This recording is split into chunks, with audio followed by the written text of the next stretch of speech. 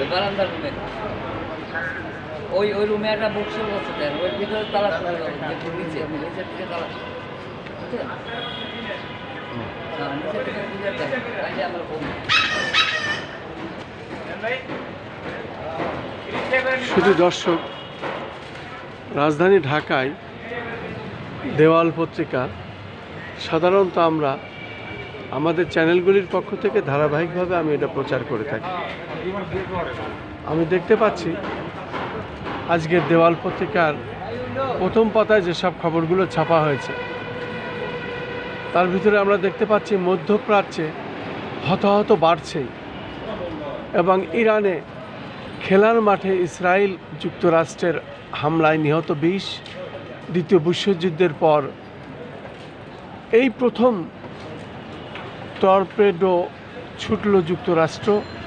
ইসরায়েলের নতুন ক্ষেপণাস্ত্র হামলা, একাধিক বিস্ফোরণের শব্দ, হাইফা বন্দর এবং সেনা অবস্থানে মুহুর্মুহু ক্ষেপণাস্ত্র হামলা। পাশাপাশি আমরা আরও দেখতে পাচ্ছি জ্বালানি সংকটের সংখ্যায় তেল মজুদের হিড়িক।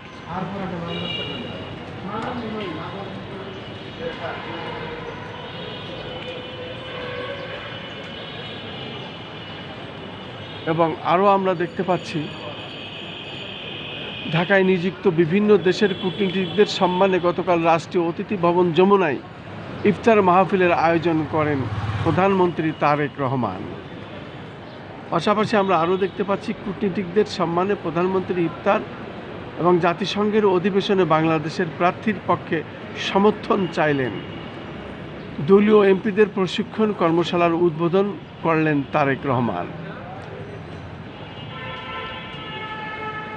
সেই সাথে আমরা আরও দেখতে পাচ্ছি ব্রয়লারের কেজি 230, সপ্তাহে ব্যবধানের দাম বাড়ল 50 টাকা।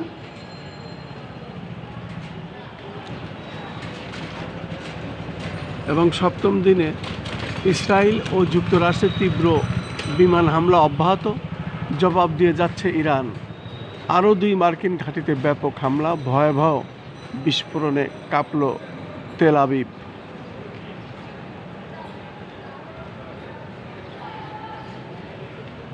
সেই সাথে আমরা আরও দেখতে পাচ্ছি আজকের বিভিন্ন পত্রিকায়, দেওয়াল পত্রিকায় যা ছাপা হয়েছে, বিশেষ করে শনিবার 7ই মার্চ এবং 17ই রমজান, অর্থনৈতিক প্রবৃদ্ধির ক্রমাবনতি পুনরুদ্ধারের চেষ্টায় সরকার। পাশাপাশি আমরা আরও দেখতে পাচ্ছি বিএনপির এমপিদের প্রশিক্ষণ কর্মশালার উদ্বোধন করলেন তারেক রহমান। এবং সংসদ নির্বাচন 70% বেশি ভোট পড়েছে 60টি আসনে। আমরা দেখতে পাচ্ছি সংসদ নির্বাচন 70% বেশি ভোট পড়েছে 60টি আসনে।